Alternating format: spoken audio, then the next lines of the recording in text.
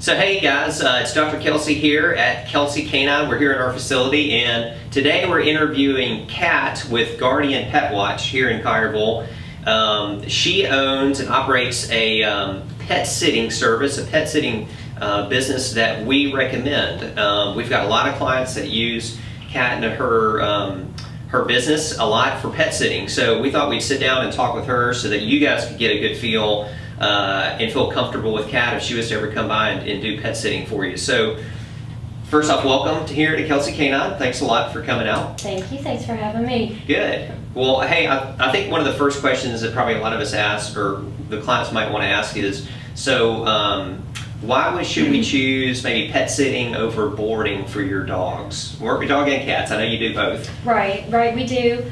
I think it's really based on the pet and the client and what's best for the pet. Okay. What we found is if the pet stays in their residence, in their own environment, and they stick to their same routine, if the clients are traveling and they get home, then they're still in their same routine, and right. They don't have the anxiety issues that they may have at boarding. Right. Elderly dogs may experience some anxiety and things with barking and things like that. So yeah.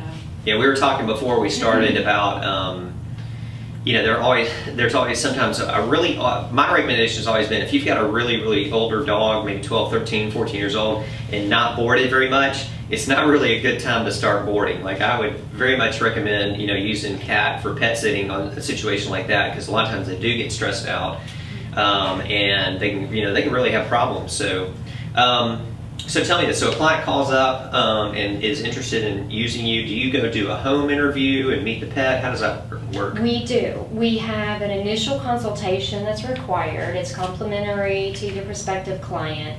And we just kind of sit down with the client and go over their needs. We meet the pets and kind of go through the routine. So we strive to meet the client's expectations so that we know when we go, we've already met the pet, we've already seen the layout, and we know what we need to do from there. Okay. And so how often typically do you go to the house? Is it three times a day, 4 times a day, and then kind of how long do you stay for those visits? Again, that's catered to the client's needs. So some pets are used to their people going to work, so they may go out early in the morning and may not go out again until 5, but then they get a potty break at night. Okay. So in that case, we might offer 3 visits per day. We'll go up to 4 a day. Okay. We can do kind of a max, short visits with longer visits if they need playtime, if they do need walks, they get maybe a walk in the evening, or we try to keep them on their regular schedule as much as possible. And so you're actually not just coming in and letting them out the back door. Sometimes you actually do walk them and take them on their normal kind of train. You try to keep to their normal routine as close as possible. Is that? Yes, and we do have some clients who may be scheduled for doggy daycare twice a week. Okay. So on those days, then we would go pick them up and take them to. Oh wow. Yeah. I did not know you had that. Yeah. Well, so you're a pet taxi service too, huh? Yeah, we do that. Okay, that's good. That's good to know. Okay, so well, tell me a little bit how long you've been doing it and a little bit about yourself. Because I think about it from my client's perspective. I mean, they're basically going to give you a key to their house. They're opening up their home to you. Right. Tell us a little bit about you and your background with that and with pet sitting. Okay. Well, I started the company in 2009. I used to be in corporate America, and I would have to travel. So one of the worst things for me was trying to find somebody reliable to take care of my pets while I was gone, or I had to board them. Right. So that's kind of how I got started with this part-time. Okay.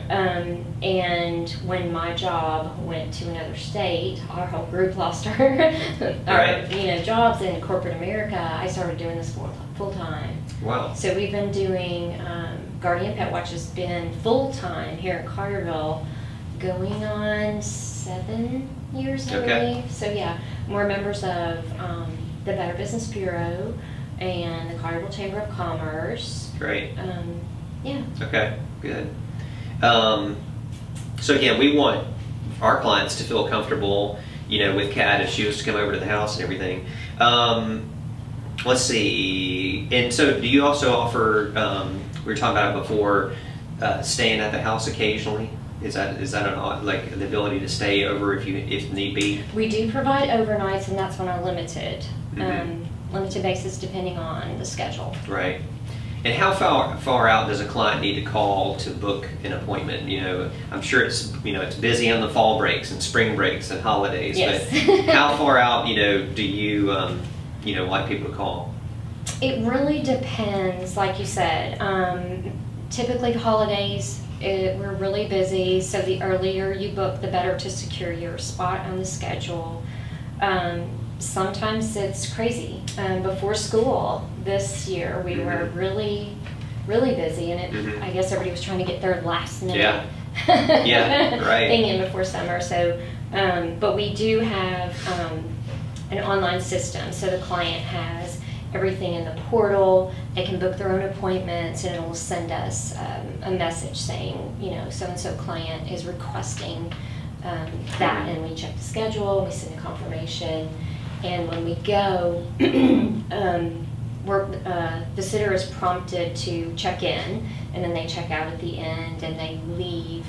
They text in a note and send pictures. So every visit, the client's getting an update about what happened at the visit, and there's a conversation feed as well. So the client can text back and said, "Hey, I got a package delivery notice. Can you check the front door?"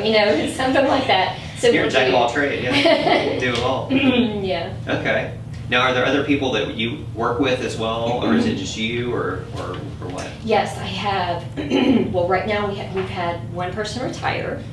And one girl got an amazing opportunity. She was going to go to school, but she got an amazing full-time job. Okay. So we right now have 2 openings. Okay, you're looking for help. We do have, an open part-time stuff going on. But we have, Joanne's been with us for 2 years, and she's really great and awesome with clients. And then I know you're here in Collierville. What's kind of the radius of how far out do you go for clients and that kind of thing? Primarily Collierville. Collierville's the heart. And then we do Germantown and Piperton. We have some Cordova clients and a little bit on the other side of Germantown. But it's pretty central to this area. Okay. For most of our clients, we definitely work well with. Yeah.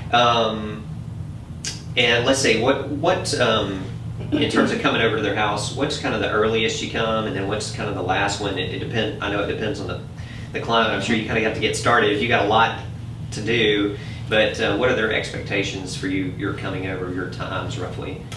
Well, primarily we work on time blocks. So we have an early morning where we start at 6. Now we do have some clients where we're trying to keep their pets on their normal schedule. So we have some that start at 5. Oh, wow.